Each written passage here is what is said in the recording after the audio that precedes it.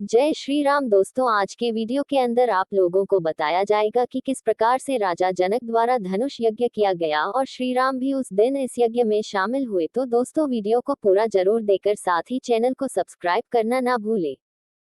मिथिला नरेश के वहां से विदा हो जाने पर ऋषि विश्वामित्र राम और लक्ष्मण को लेकर यज्ञ मंडप में गए।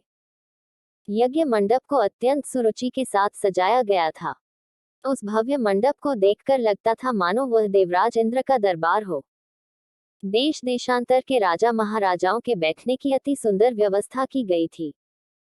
मंडप के ऊपर बहुमूल्य रत्नों से बने झालर युक्त आकर्षक वस्त्रों का वितान तना हुआ था। वितान के चारों ओर फहरते हुए पताके मिथिलापति की कीर्ति को प्रदर्शित कर रहे थे। बीच बीच में रत्नजटित स्तंभ बनाए गए थे। वेदपाठी ब्राह्मण एवं तपस्वी शांति पाठ कर रहे थे।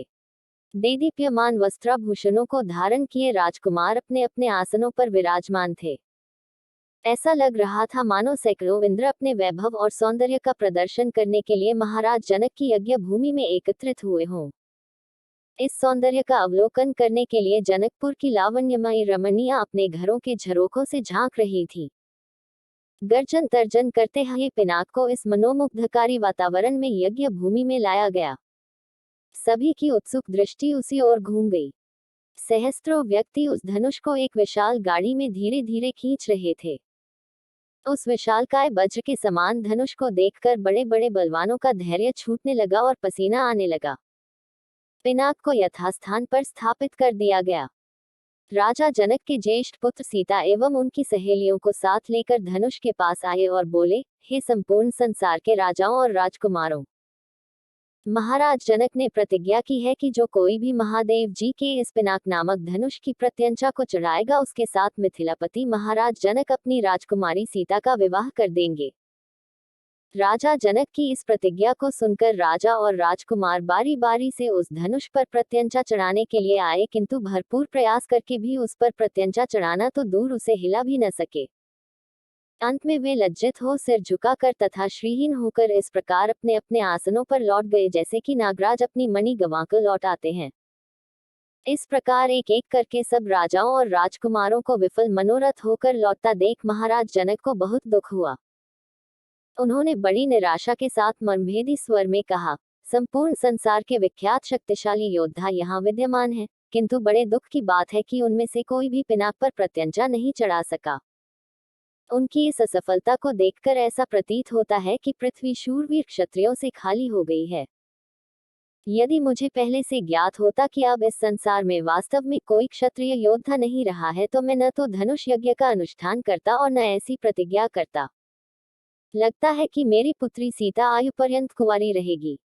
परमात्मा ने उसके भाग्य में विवाह लिखा ही नहीं है। महाराज जनक की यह बात सुनकर उन सभी राजाओं और राजकुमारों ने, जो अपनी असफलता से पहले ही लज्जित हो रहे थे, क्षुब्ध मन से दृष्टि नीचे झुका लिया। राजा जनक के द्वारा की गई इस भर्त्सना का उनके पास कोई उत्तर न था। परंतु अयोध्या के छोटे राजकुमार लक्ष्मण को मिथिलापति द्वारा समस्त क्षत्रियों पर लगाया गया लांछन सहन नहीं हुआ। कुपित होकर उन्होंने अपनी भरिकुटी चढ़ा ली और तीखे शब्दों में बोले, हे मिथिला के स्वामी राजा जनक, आपके ये शब्द सर्वथा अनुचित और सूर्यकुल तथा रघुवंश का अपमान करने वाले हैं। आश्चर्य है कि आपने ऐसे अपमानजनक शब्द कहने का साहस कैसे किया। जहां प्रतापी सूर्यकुल का साधारण व्यक्ति विद्यमान हो वहां भी कोई इस प्रकार तिरस्कार भरे शब्द कहने से पूर्व अनेक बार उस पर विचार करता है, फिर यहाँ तो सूर्यकुल के मणि श्री रामचंद्र साक्षात विराजमान हैं। आप शिव के इस पुराने पिनाक की इतनी गरिमा सिद्ध करना चाहते हैं। मैं बिना किसी अभिमान के कह सकता हूँ कि इस पुराने धनुष की तो बात ही क्या है। यदि मैं चाहूँ तो अपनी भुजाओं के बल से इस धनुष के स्वामी महादेव सहित संपूर्ण सुमेरु पर्वत को हिलाकर रख दूं।